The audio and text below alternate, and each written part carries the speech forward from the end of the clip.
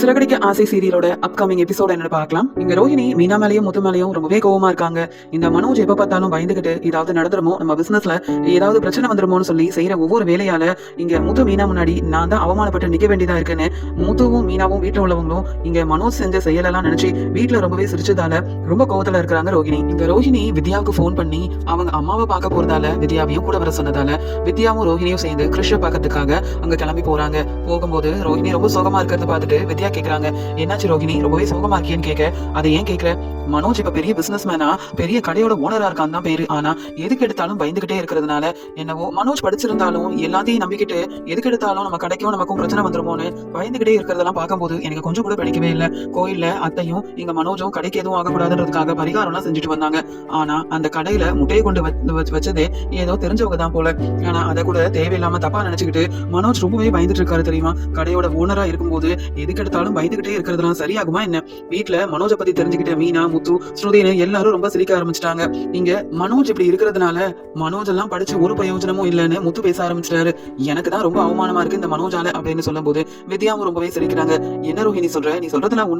உண்மையாவே நல்லா படிச்சிருக்காரு. இங்க மனோஜ் வந்து நல்லா பிசினஸ் பத்தி எல்லா அனுபவம் இருக்கு, எதுக்கும் பயப்பட மாட்டாருன்னு பார்த்தா இவர் என்ன இப்படி இருக்காரு அப்படின்னு சொல்லி வித்யாவும் சிரிக்கிறாங்க. கொஞ்ச நேரம் கழிச்சு வித்யாவும் ரோஹிணியும் அவங்க அம்மாவையும் கிருஷையும் போய் பார்க்க போறாங்க. கிருஷ் ரொம்ப சந்தோஷமா ரோஹிணி வந்த உடனே, அம்மா என்ன பாக்கிறதுக்கு வந்துட்டீங்கல்ல, நான் உங்களுக்கு போன் பண்ணா கூட நீங்க ஒழுங்கா பேச மாட்டேங்கிறீங்க, எப்ப பார்த்தாலும் வேலை இருக்குன்னு சொல்றீங்க, ஊர்ல இருக்கும்போது கூட அப்பப்போ போன் பண்ணி பேசுவீங்க, இங்க என்ன கூட்டிட்டு வந்து வச்சிருக்கீங்க, ஆனா பார்க்க கூட வர மாட்டேங்கிறீங்களேமா அப்படின்னு ரொம்பவே ஆசையா கேக்குறான். உடனே ரோஹிணி அவங்க அம்மா கிட்ட, அம்மா இப்ப கிருஷ் தினமும் ஸ்கூலுக்கு போறான்ல, எந்த பிரச்சனையும் இல்லலமா, நீ தேவையில்லாம வீட்டை விட்டு வெளியில எல்லாம் வர வேண்டாம். கிருஷ் ஸ்கூலுக்கு போய் நல்லா படிக்கணும், உனக்கு இந்த ஸ்கூல் பிடிச்சிருக்கா, உன் ஃப்ரெண்ட்ஸ் கிட்ட எல்லாம் நல்லா பேசுறல, நல்லா படிக்கணும் கிருஷ் அப்படின்னு சொல்லி பேசிட்டு இருக்கும்போது, ஆமாமா இங்கேயும் எனக்கு நிறைய ஃப்ரெண்ட்ஸ் இருக்காங்க, இந்த ஸ்கூல் எனக்கு ரொம்ப பிடிச்சிருக்கு, நீங்க நினைக்கிற மாதிரியே நான் நல்லா படிப்பேமா அப்படின்னு சொல்லிட்டு இருக்கும்போது, கிருஷ் நீ முத்து மீனா போன் பண்ணா கூட எடுத்து பேசக்கூடாது, தேவையில்லாம வீட்டுக்கு வெளியில விளையாடலாம் போக கூடாது, பாட்டி பேச்ச கேட்கணும்,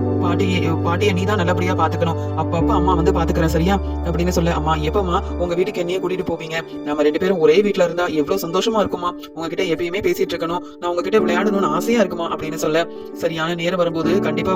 உன்னையும் நான் என் வீட்டுக்கு கூட்டிட்டு போவேன் கிருஷ், நீ கவலைப்படாத, எப்பயுமே நீ என் கூடயே இருக்கிற மாதிரி நான் செய்யதான் போறேன், அது வரைக்கும் கொஞ்சம் பொறுமையா இரு அப்படின்னு சொல்லி இங்க ரோஹிணி அவங்க அம்மா கிட்டையும் கிருஷ் கிட்டையும் பேசிட்டு இருக்காங்க. மீனா எப்பயும் போல பூ கொடுக்கறதுக்காக அவங்க வேலையா வெளியில கிளம்பும் போது பார்வதி மீனாக்கு போன் பண்ணி, மீனா என் வீட்டுக்கு நீ கொஞ்சம் பூ எடுத்துட்டு வந்துரு அப்படின்னு சொல்லிடுறாங்க. உடனே மீனாவும் தான் வேலை எல்லாத்தையுமே முடிச்சுட்டு பார்வதி வீட்டுக்கு பூ கொடுக்கறதுக்காக கிளம்பி போறாங்க. பார்வதியோட வீட்டுக்கு போன இங்க மீனாவும் பார்வதி கிட்ட ரொம்ப சந்தோஷமா பேசுறாங்க. உடனே பார்வதி சொல்றாங்க, மீனா நீ நல்லா இருக்கல மீனா அப்படின்னு சொல்ல, ஆமாத நான் ரொம்ப நல்லா இருக்கேன், இப்ப நான் டெக்கரேஷன் ஆர்டர் எல்லாம் எடுத்து செய்ய ஆரம்பிச்சிருக்கேன் தெரியுமா, எனக்கு நிக்க கூட நேரமே இல்ல, வீட்டு வேலையை செய்யறதும் அது மட்டும் இல்லாம பூ வியாபாரத்துக்கு போகணும், மத்தபடி இப்ப டெக்கரேஷன் ஆர்டரும் ஒண்ணு மாத்தி ஒண்ணு வந்துகிட்டே இருக்கு, பரவாயில்ல இப்ப என் வேலையில நான் நல்ல வருமானம் பாக்குறேன் அப்படின்னு ரொம்ப சந்தோஷமா பேசிட்டு இருக்கும்போது, மீனா ஒன்ன மாதிரி மருமக கிடைக்க விஜயா கொடுத்து வச்சிருக்கணும், ஆனா உன்னோட அருமை இங்க விஜயாவுக்கு தெரிய மாட்டேங்குது, என்னன்னு சொல்றது, விஜயாவுக்கு சுத்தி இருக்கிற நீங்க எல்லாரும் விஜயாவை அவ்வளவு நல்லா பாத்துக்கிறீங்க, ஆனா விஜயா தான் உன்னையும் முத்தவையும் புரிஞ்சுக்காம தேவையில்லாத வேலையெல்லாம் செஞ்சிடறாமா அப்படின்னு சொல்லும் போது, உடனே மீனாவும் பரவாயில்லத்த அதை பத்தி எல்லாம் நான் பெருசாவே நினைக்கல, அதான் 2 லட்சம் ரூபாய் பணம் கிடைச்சிருச்சு இல்ல, என் மேல தப்பே இல்லைன்னு வீட்டுல உள்ள எல்லாருக்கும் தெரிய வந்துருச்சு, அத்தை என்னதான் கோவமா அந்த பணத்தை நான் தான் எடுத்திருப்பேன் அப்படின்னு சொல்லி என்ன அவமானப்படுத்தி பேசினாலும் வீட்டுல மத்த யாரும் என் மேல சந்தேகப்படவே இல்லை, என்னை எல்லாரும் அவ்வளவு நம்பினாங்க, அதனால அத்தை பேசினது எல்லாத்தையும் நான் பெருசா நினைக்கவே இல்லை அப்படின்னு சொல்றாங்க மீனா. உடனே இங்க வந்து பார்வதி மீனா கிட்ட சொல்றாங்க, ஓ நல்ல மனசு வேற யாருக்குமே வராது மீனா, ஒன்ன மாதிரியே தான் ரோஹிணியும் இங்க விஜயாவுக்கு ஒரு நல்ல மருமகளா இருக்கிறா தெரியுமா, அதான் நான் ஏற்கனவே சொன்னேனே என் வீட்டுல பணம் காணும்னு, அந்த பணம் காணாம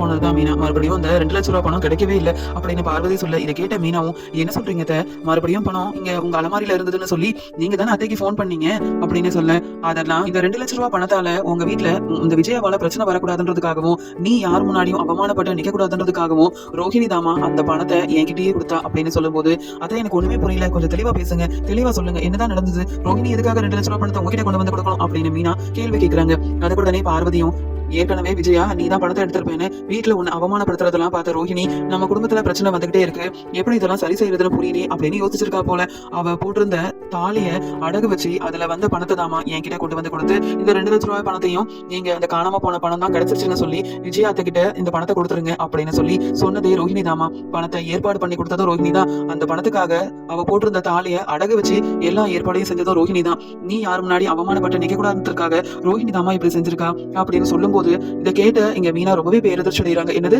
ரோஹிணி பணத்தை கொண்டு வந்து கொடுத்தாங்களா, அதுவும் எனக்காகவா? ரோஹிணி அப்படி செய்யற ஆளெல்லாம் இல்லையே. நான் அவமானப்பட்ட நின்னா ரோஹிணி ரொம்ப சந்தோஷப்படுவாங்க. அப்படி இருக்கும்போது கண்டிப்பா எனக்காக நல்லது செய்யணும் ரோஹிணி நினைச்சிருக்க மாட்டாங்க. ஆனாலும் காணாம போன பணத்தை கண்டுபிடிக்கிறத விட்டுட்டு பிரச்சனைக்கு முற்றுப்புள்ளி வைக்க ரோஹிணி அவங்க தாலியவே அடகு வச்சு 2 லட்சம் ரூபாய் பணத்தை பார்வதி கிட்ட கொண்டு வந்து கொடுத்திருக்காங்கன்னா ஏதோ ஒரு உண்மையை மறைக்கிறதுக்காக தான் ரோஹிணி இப்படி செஞ்சிருக்காங்கன்னு மட்டும் நல்லாவே புரியுது அப்படின்னு மீனா புரிஞ்சுக்கிறாங்க. உடனே பார்வதி மீனா கிட்ட சொல்றாங்க, மீனா உன்னை நம்பிதாமா நான் உண்மையை சொல்லியிருக்கேன். இந்த விஷயத்த நீ விஜயா கிட்டயோ உங்க வீட்டுல உள்ள மத்த யார்கிட்டயுமே சொல்ல வேண்டாமா. ஏற்கனவே இப்பதான் பிரச்சனை வந்து உன் மேல தப்பே இல்லைன்னு உங்க அத்தை உன் மனசை புரிஞ்சிருக்கா. மறுபடியும் இந்த பிரச்சனையை பெருசாக்குனா அதுக்கப்புறம் விஜயாவால நிறைய பிரச்சனைகள் வந்துருமா. நீயும் முத்துவும் அந்த வீட்டுல சந்தோஷமா இருக்கணும்னு நான் நினைக்கிறேன். அதுக்கு உனக்காக தான் ரோஹிணி சொன்னதான் கேட்டுக்கிட்டு நான் உதவியும் செஞ்சிருக்கேன் அப்படின்னு பார்வதி சொன்ன உடனே இல்லத்த இதை நான் யார்கிட்டயுமே சொல்ல மாட்டேன் அப்படின்னு சொல்லிட்டு மீனா அங்க பார்வதி கிட்ட பூவெல்லாம் கொடுத்துட்டு அப்படியே கிளம்பிடுறாங்க. பார்வதி நினைக்கிறாங்க விஜயாவுக்கு 3 மருமகளும் ரொம்ப நல்ல மருமகளா அமைச்சிருக்காங்க. விஜயாவை ரொம்ப நல்லா பாத்துக்கிறாங்க. ஆனா இந்த மீனா முத்துவோட அருமை தான் விஜயாவுக்கு என்னைக்கு புரிய போதோ தெரியல அப்படின்னு சொல்லி யோசிக்கிறாங்க பார்வதி. பார்வதியோட வீட்டுல இருந்து கிளம்பின மீனா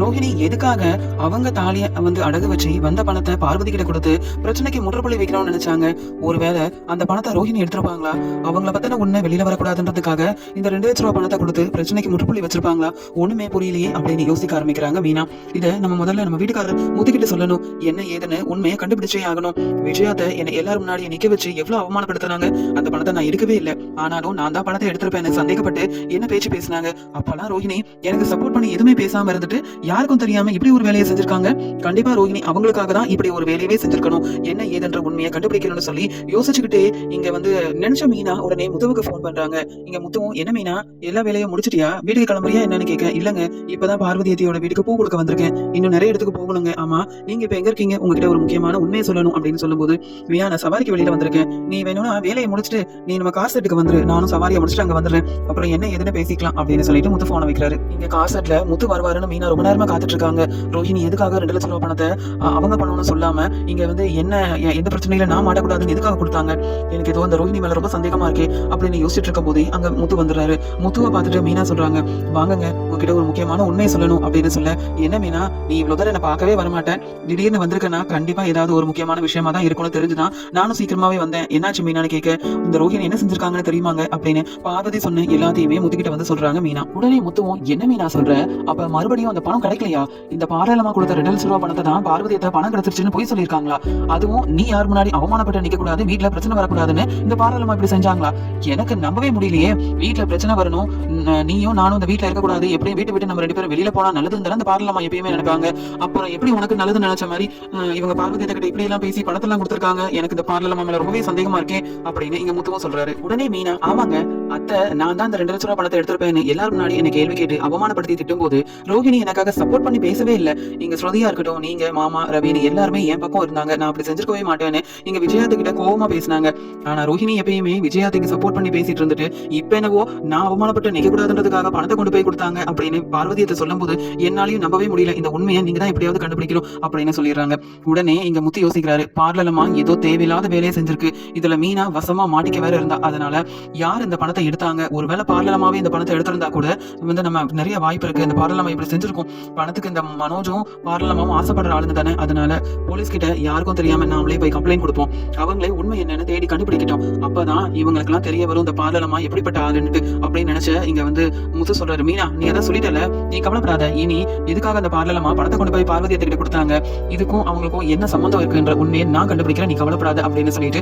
மீனாவை வீட்டுக்கு அனுப்பிடுறாரு முத்து. முத்து ரொம்ப நேரமா யோசிக்கிறாரு, போய் கம்ப்ளைண்ட் கொடுப்போமா வேண்டாமா, பேசாம பார்லமா கிட்ட நேரா போய் நாமளே கேட்டுலாமா, இதனால பெரிய பிரச்சனை எதுவும் வந்துடக்கூடாது அப்படின்ற மாதிரி எல்லாம் யோசனை செஞ்சுட்டு வேற வழியே இல்லாம முத்து உடனே அவருக்கு தெரிஞ்ச போலீஸ் கிட்ட வீட்டுல நடந்து எல்லாத்தையுமே சொல்லிட்டு, சார் நீங்க தான் சார் எப்படியாவது உதவி செய்யணும், இந்த பார்லமா மேலதான் எனக்கு சந்தேகமா இருக்கு, நீங்க எப்படியாவது அந்த 2 லட்சம் ரூபாய் பணத்தை யார் எடுத்தாங்க, எதுக்காக இந்த பார்லமா பார்வதி அத்தை கிட்ட 2 லட்சம் ரூபாய் பணத்தை கொடுத்து பிரச்சனைக்கு முற்றுப்புள்ளி வைக்கணும்னு நினைச்சாங்கன்ற உண்மையை மட்டும் நீங்க கண்டுபிடிச்சு சொல்லுங்க சார் அப்படின்ற மாதிரி சொல்லிடுறாரு முத்து. உடனே முத்துவும் சார் நீங்க சீக்கிரமா இந்த உண்மையை மட்டும் கண்டுபிடிச்சு கொடுங்க சார் அப்படின்னு சொல்ல, உடனே போலீஸும் நீ எதுக்கும் கவலைப்படாதப்பா முத்து, அந்த ரோஹிணி மேலதானே உனக்கு சந்தேகமா இருக்கு, அவங்களை என்ன ஏதுன்னு விசாரிச்சு நானே அவங்கள உண்மையை சொல்ல வைக்கிறேன், அப்படி நீ கொஞ்சம் பொறுமையா மட்டும் இருப்பா அப்படின்னு சொல்லிடுறாங்க. முதல்ல முத்து பார்வதியோட வீட்டுக்கு போலீஸா கூட்டிட்டு போறாரு. இங்க பார்வதி முத்து கூட போலீஸ் வரத பார்த்துட்டு, என்ன முத்து போலீஸோட வந்திருக்க, நான் தான் எந்த தப்பு செய்யலையேப்பா, அப்படியே தப்பு செஞ்சாலும் உங்க அம்மா தான் ஏதாவது செய்வா, நீ என்ன இங்க போலீஸ கூட்டிட்டு வந்திருக்க அப்படி என்ன ஏதுன்னு விசாரிக்கிறாங்க. உடனே அங்க வந்த போலீஸும் நான் கேட்கிற கேள்விக்கு மட்டும் பதில் சொல்லுங்க, ஆமா இவங்க வீட்டுல இருக்க ரோஹிணி உங்க வீட்டுக்கு அடிக்கடி வருவாங்களான்னு கேட்க, ஆமா அப்பப்ப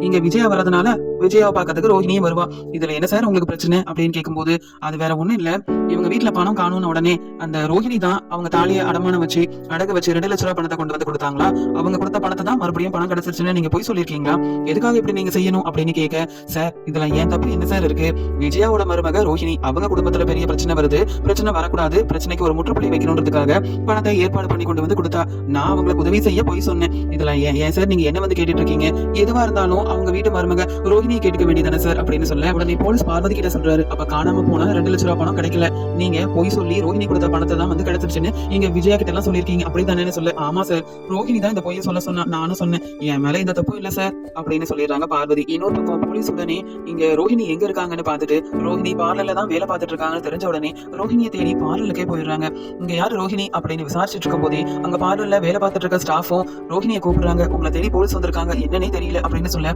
இதை கேட்ட உடனே ரோஹிணி ரொம்பவே பயந்து போயிடுறாங்க, திருன்னு முழிக்கிறாங்க. உடனே ரோஹிணியும், சார் என்ன சார் நீங்க நான் வேலை பார்க்குற இடத்துக்கே வந்திருக்கீங்க, ஏதாவது பிரச்சனையா சார் அப்படின்னு கேட்க, நீங்க தானே ரோஹிணி, ஆமா பார்வதியோட வீட்டுக்கு நீங்க அடிக்கடி போவீங்களாமே, இதெல்லாம் உண்மைதானு கேட்க, சார் என் அத்தை அங்க டான்ஸ் கிளாஸ் நடத்துறாங்க சார், அவங்கள பாக்கிறதுக்காகவும் பார்வதி அத்தையை பாக்கிறதுக்காகவும் போவேன், மத்தபடி நான் வேற எதுக்கும் அங்க போனதில்ல சார் அப்படின்னு சொல்ல, அதெல்லாம் சரிதான், அதான் 2 லட்சம் ரூபாய் பணம் பார்வதி வீட்டுல இருந்தது காணாம போன விஷயம் உங்களுக்கு தெரியும்ல, அந்த பணம் கிடைக்கிறதுக்கு முன்னாடியே நீங்களா எதுக்கு உங்க நகையை வந்து அடகு வச்சு 2 லட்சம் ரூபாய் பணத்தை கொண்டு வந்து கொடுத்து நீங்க எதுக்காக அவங்கள போய் சொல்ல சொன்னீங்க அப்படின்னு கேட்க, எங்க பார்வதி அத்தை மூலமா நான் தான் பணத்தை வந்து கொடுத்தேன் அப்படின்ற உண்மை போலீஸ் வரைக்கும் போயிருக்குன்னா, அப்ப கண்டிப்பா யாரோ தான் இதெல்லாம் சொல்லி செய்ய வச்சிருக்காங்க போல, என்னை பத்தின உண்மை வெளியில வந்துருமோ, நான் தான் அந்த பணத்தை எடுத்துன்றத போலீஸ் கண்டுபிடிச்சிட்டு தான் இப்படி வந்து கேட்கறாங்களோ அப்படின்னு சொல்லிட்டு ஏதாவது சொல்லி சமாளிக்கணுமே அப்படின்னு நினைக்கிறாங்க. சார் அந்த பணத்தை யார் எடுத்தாங்கன்னு எனக்கு தெரியாது, ஆனா அந்த பணத்தால எங்க வீட்டுல நிறைய பிரச்சனை வந்தது, இங்க மீனா தான் அந்த பணத்தை எடுத்திருப்பாங்கன்னு சொல்லி அத்தை வேற மீனாவை ரொம்ப திட்டி, இங்க மீனா ரொம்ப அழுகிறத என்னால பார்க்க முடியல சார், மீனாவுக்கு உதவி செய்யறதுக்காக தான் நானே இந்த ஒரு முடிவெடுத்து பணத்தை ஏற்பாடு பண்ணி பணம் கிடைச்சிருச்சுன்னு பார்வதி அத்தையை போய் சொல்ல வச்சேன் சார், இதுல என்ன சார் தப்பு இருக்கு, குடும்பத்துல பிரச்சனை வரக்கூடாதுன்னு நினைக்கிறது கூட தப்பா சார், நான் நல்லதுதான் சார் செஞ்சேன், மத்தபடி அந்த காணாம போன பணத்துக்கும் எனக்கும் எந்த சம்பந்தமும் இல்ல, அதை யார் எடுத்தாங்கன்னு கூட எனக்கு தெரியாது அப்படின்ற மாதிரி போய் சொல்றாங்க ரோஹிணி. ஆனா ரோஹிணி பேசுறதெல்லாம் பார்த்து போலீஸ்க்கு ரோஹிணி மேல ரொம்பவே சந்தேகம் வருது, ரோஹிணி பதட்டமாவும் பயமாவும் சொன்னதையே திருப்பி சொல்லிட்டு இருக்காங்க. இதை பார்த்த போலீஸ்க்கு கண்டிப்பா அந்த பணத்தை அவங்க தான் எடுத்திருப்பாங்க போல, அவங்கள பத்தின உண்மை வெளியில வரக்கூடாதுன்றதுக்காக இந்த பணத்தை கொடுத்து பிரச்சனையை சரி செய்யலாம் நினைச்சிருக்காங்க அப்படின்ற உண்மையை போலீஸ் கண்டுபிடிச்சிட்டு போலீஸ் சொல்றாங்க ரோஹிணி கிட்ட, என்னமா போய் சொல்லி ஏமாத்திடலான்னு பாக்குறீங்களா, முதல்ல பார்வதியோட வீட்டுல இந்த 2 லட்சம் ரூபாய் பணத்தை எடுத்ததே நீங்க தானே, அதனால தானே மறுபடியும் இந்த பணத்தை கொடுத்து பிரச்சனை வராம எல்லாத்தையும் சமாளிக்கலாம் நினைச்சிருக்கீங்க, இதெல்லாம் தெரிஞ்சுதான் உங்களை விசாரிக்கிறதுக்காக வந்திருக்கோம், மறுபடியும் பணத்தை எடுத்தது யாருனே தெரியாது அப்படின்ற மாதிரி எல்லாம் பொய் சொல்லி ஏமாத்தினா உங்களை நம்பிருக்கோன்னு பாக்குறீங்களா அப்படின்னு போலீஸ் வந்து ரோஹிணியை வெளுத்து வாங்குறாங்க. ரோஹிணி நினைக்கிறாங்க, என்னை பத்தின உண்மை தெரிஞ்சிருச்சு, அந்த 2 லட்சம் ரூபாய் பணத்தை நான் தான் எடுத்தேன் அப்படின்றத கண்டுபிடிச்சிட்டாங்க போலயே, நான் என்ன பொய் சொன்னாலும் வந்த போலீஸ் நம்ப மாட்டேங்கிறாரு அப்படின்ற மாதிரி யோசிக்கிறாங்க. உடனே போலீஸ் சொல்றாங்க, முதல்ல என் கூட கிளம்பி வாங்க, அங்க எப்படி விசாரிக்கணுமோ விசாரிச்சு உண்மையை கண்டுபிடிக்கணும், முதல்ல நீங்க கிளம்புங்கன்னு சொல்ல, சார் நான் தான் இந்த தப்பும் செய்யலையே சார், என் குடும்பத்துக்காக உதவிதான் செஞ்சிருக்கேன், நீங்க என்ன கூப்பிட்டு போகணும்னு சொல்றீங்களே, நான் என்ன சார் தப்பு செஞ்சேன், நான் எதுக்கு சார் வரணும் அப்படின்னு கேட்கும்போது அங்க வேலை பார்க்குற ஸ்டாஃப் எல்லாரும் ரோஹிணி அழுகிறத நின்று பாத்துக்கிட்டே இருக்காங்க. ரோஹிணிக்கு பதில் பேச முடியல, நான் வசமா மாட்டிக்கிட்டேன்,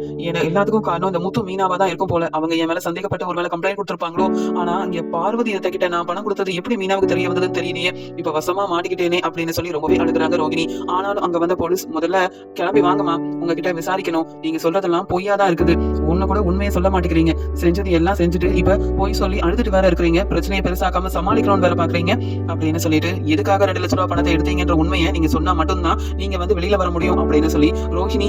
அழும்போதே ரோஹிணியை அங்க வேலை பார்த்துட்டு இருக்க பார்லர்ல இருந்து போலீஸ் கூட்டிட்டு போயிடுறாங்க. ரோஹிணியோட பார்லர்ல வேலை பார்த்துட்டு இருக்க ஸ்டாஃப் எல்லாரும் பேசிக்கிறாங்க, இந்த ரோஹிணி அப்ப அவங்க வீட்டுல உள்ள பணத்தையும் எடுத்திருக்காங்க போல, அதனாலதான் போலீஸ் வந்து விசாரிச்சு கூட்டிட்டு போயிருக்காங்க, ரோஹிணியா இப்படி செஞ்சிருக்காங்க அப்படின்ற மாதிரி ரோஹிணியை பத்தி பேசிட்டு இருக்காங்க. ரோஹிணி அழுதுகிட்டே அங்க போலீஸ் கூப்பிட்டதால கிளம்பி போயிடுறாங்க. இங்க பார்வதி ரொம்பவே பயந்துட்டு இருக்காங்க, இந்த முத்து வேற உண்மையை கண்டுபிடிக்கணும்னு சொல்லி போலீஸ வேற கூட்டிட்டு வந்துட்டான், இன்னும் ரோஹிணி கிட்டயும் போய் விசாரிச்சிருப்பாங்க, மறுபடியும் என்ன பெரிய பிரச்சனை வரப்போதோ தெரியலையே, ரோஹிணி இதுக்கு பேசாம 2 லட்சம் ரூபாய் பணத்தை கொடுக்காம இருந்திருந்தா கூட முதல்ல அந்த பணத்தை எடுத்தது யாருன்னு போலீஸ் கிட்ட கம்ப்ளைண்ட் கொடுத்தாவது கண்டுபிடிச்சிருக்கலாம், தேவையில்லாம ரோஹிணிக்கு நான் உதவி செய்ய போய் இந்த விஜயா வீட்டுல பிரச்சனை வரக்கூடாதுன்னு நினைச்சு இப்ப நானும் ரோஹிணி கூட சேர்ந்து வசமா மாட்டிக்கிட்டேனே அப்படின்ற மாதிரி பயந்துகிட்டே இருக்காங்க பார்வதி. இங்க போலீஸ் உடனே விஜயாவோட வீட்டுக்கு போன் பண்ணி நடந்த எல்லாத்தையுமே சொல்லிடுறாங்க. இதை கேள்விப்பட்ட விஜயா ரொம்பவே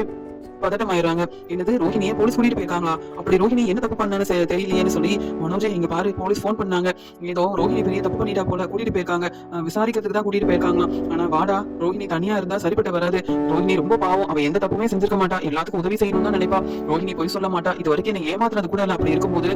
ரோஹிணிக்கு ஒரு பிரச்சனைனா நாம தானே கூட இருக்கணும்னு சொல்லி உடனே அண்ணாமலை மனோஜ் விஜயானி எல்லாருமே கிளம்பி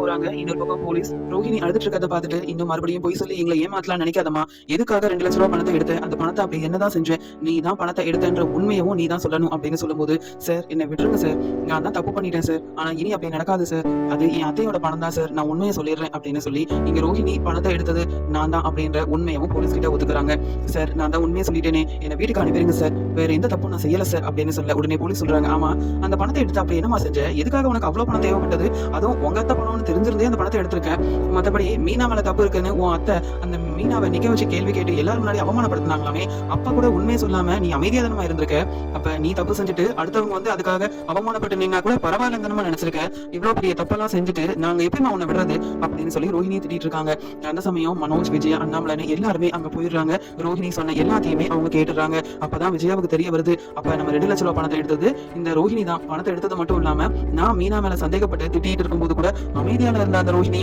பணத்தை எடுத்து என்ன செஞ்சான்னு தெரியலையே, என் 2 லட்ச ரூபாய் பணம், இவனாலதான் நானும் வீட்டுல வசமா மாட்டிக்கிட்டேன், பணத்தை எடுத்தது மட்டும் இல்லாம என்னையே ஏமாத்திட்டாலும் இந்த ரோஹிணி, இவளை போய் நம்பிட்டு இருந்தேன், இவளுக்கு ஒரு பிரச்சனை உடனே வீட்டுல உள்ள எல்லாரையும் வேற கூப்பிட்டு வந்தேனே, இவளால நான் தான் அவமானப்பட்டு நிக்க வேண்டியதா இருக்குன்னு சொல்லிட்டு ரொம்ப கோவத்துல விஜயா அங்க ரோஹிணி தான் பணத்தை எடுத்தாங்கன்னு தெரிஞ்சுக்கிட்டு இப்படி ஏமாத்திட்டாலே நினைச்சிட்டு அங்க போன உடனே விஜயா வந்து ரோஹிணியை பலான்னு வைக்கிறாங்க. இவளால எவ்வளவு பெரிய பிரச்சனை வந்தது வீட்டுல, என் பணமும் இல்லாம அது மட்டும் இல்லாம மீனாவையும் அவமானப்படுத்தினதுனால இங்க என் வீட்டுக்காரர் அண்ணாமலையா இருக்கட்டும், முத்துன்னு எல்லாரும் என் மேல எவ்வளவு கோவப்பட்டாங்க, அதுக்கெல்லாம் காரணம் அந்த ரோஹிணி தான் அப்படின்னு சொல்லி வெளுத்து வாங்குறாங்க ரோஹிணியை. உடனே போலீஸும் இந்த ரோஹிணி சொன்ன உண்மையெல்லாம் கேட்டீங்கல்ல, அந்த பணத்தை எடுத்தது உங்க மருமக மீனா கிடையாது, இந்த ரோஹிணி தான், அது மட்டும் இல்லாம ரோஹிணி தான் பணத்தை எடுத்தாங்கன்ற உண்மை வெளியில வரக்கூடாதுன்றதுக்காகவும் வீட்டுல இந்த விஷயம் தெரியக்கூடாதுன்றதுக்காகவும் இவங்களே பணத்தை கொண்டு போய் அந்த பார்வதி அம்மா கிட்ட கொடுத்து மறுபடியும் பணம் கிடைச்ச மாதிரி பெரிய திட்டம் போட்டிருக்காங்க. இவங்களை வேற நம்பிட்டு இருக்கீங்க, நீங்க எவ்வளவு பெரிய வேலையை செஞ்சிருக்காங்க, குடும்பத்தை ஏமாத்திருக்காங்கன்னு பாருங்க, இவங்களெல்லாம் நம்பி பணம் நகன் எதையும் வீட்டுல வைக்க முடியாது போலயே அப்படின்னு போலீஸ் சொல்லி இங்க ரோஹிணியை ரொம்பவே திட்டுறாங்க. அது மட்டும் இல்லாம நல்லா விசாரிச்சு உங்க பையனுக்கு இந்த பொண்ணை கல்யாணம் பண்ணி வைக்காம